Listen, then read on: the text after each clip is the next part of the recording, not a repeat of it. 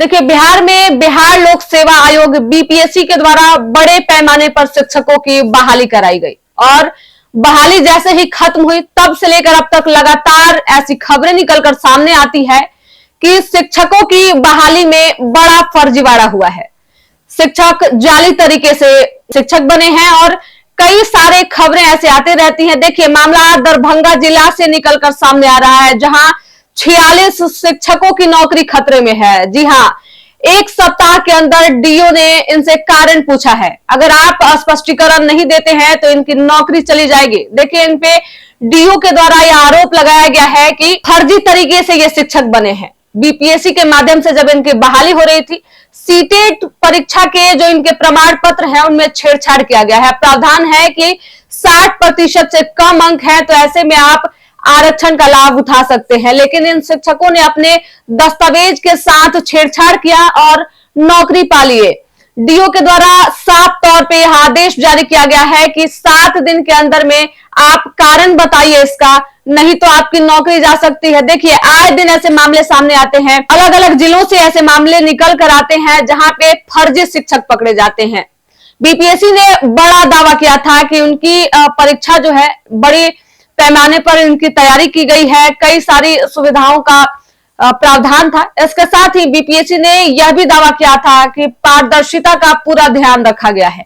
लेकिन जब बीपीएससी के द्वारा इतनी पारदर्शिता रखी गई, बीपीएससी के द्वारा सभी चीजों को अगर अच्छे तरीके से किया गया, तो आखिरकार ये फर्जी शिक्षक कैसे सामने आ रहे हैं। देखिए, शिक्षा विभाग की भी मुश्किलें बढ़ रही है, साथ साथ बीपीएससी पे भी लगातार सवाल उठाए जा रहे हैं। हालांकि परीक्षा पास करने के बाद इनका डॉक्यूमेंट वेरिफिकेशन भी हुआ था, काउंसलिंग की प्रक्रिया हुई थी, स्कूल आवंटन हुआ था और इतने सारे प्रोसेस में आखिरकार शिक्षा विभाग और बीपीएससी के जो आला अधिकारी हैं वो क्या सो रहे थे कि इन्हें पता नहीं चला कि शिक्षक इतने बड़े पैमाने पर फर्जी कैसे निकल रहे हैं। देखिए, कभी दरभंगा से ऐसे मामले निकल कर आते हैं, कभी मधुबनी से, तो कभी सिवान जिले से। अभी हाल ही में सिवान में ऐसी कई खबरें निकलकर सामने आई थी सिवान से, जहां पे फर्जी शिक्षक पकड़े गए थे।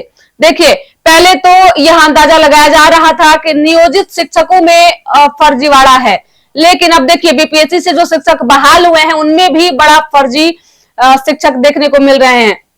एक तरफ सरकार यह दावा करती है कि पारदर्शिता का ध्यान रखा जाता है, बिहार में अच्छे तरीके से परीक्षाएं ली जाती हैं, तो आखिरकार जब इतनी सारी सुविधाओं का ध्यान रखा जाता है तो फर्जी शिक्षक आते कहां से हैं। बीपीएससी इस बार 2 परीक्षाएं पहले कंडक्ट कराई, दोनों में धांधली सेटिंग और फर्जीवाड़े का कोई मामला नहीं आया, लेकिन तीसरी परीक्षा जैसे ही हुई उसमें बड़ा फर्जीवाड़ा निकलकर सामने आया। परीक्षा को कैंसिल भी करना पड़ा था बीपीएससी को। लेकिन देखिए, अगर पहले और दूसरे चरण के जो शिक्षकों की नियुक्ति हुई है उनमें भी कई शिक्षक ऐसे हैं जो फर्जी हैं, तो शिक्षा विभाग जब डॉक्यूमेंट की जांच करती है, शिक्षा विभाग जब शिक्षकों को बुलाकर उनसे बातचीत करती है, तो ऐसे में आखिर फर्जी शिक्षक क्यों नहीं पकड़े जाते हैं। सीटेट बीटेट जैसी परीक्षाएं कंडक्ट कराई जाती है, परीक्षा अभ्यर्थी पास भी करते हैं और पास करने के बाद आखिरकार छात्र जो हैं वो कहां से नकली प्रमाण पत्र बनवा लेते हैं और शिक्षा विभाग इसकी परख नहीं कर पाता है, जांच नहीं कर पाता है कि सर्टिफिकेट जो सबमिट किए गए हैं वो असली हैं या नकली हैं। देखिए, 46 शिक्षक हैं जिनसे स्पष्टीकरण मांगा गया है। कई शिक्षक ऐसे हैं जो इस बार संदिग्ध पाए गए हैं। जिला शिक्षा पदाधिकारी के द्वारा अब इनसे कारण बताओ नोटिस इन्हें जारी किया गया है। 1 सप्ताह में अगर ये शिक्षक कारण नहीं बताते हैं, अपना स्पष्टीकरण नहीं देते हैं, अपना पक्ष नहीं रखते हैं, तो ऐसे में इनकी नौकरी जा सकती है।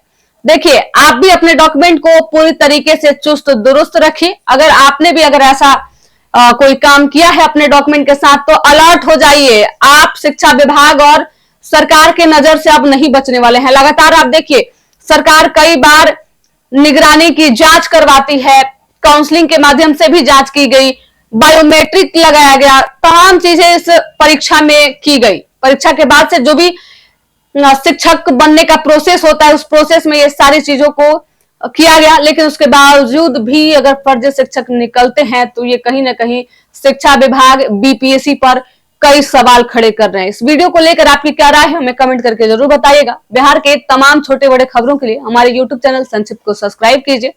फेसबुक पेज को भी फॉलो कीजिए। धन्यवाद।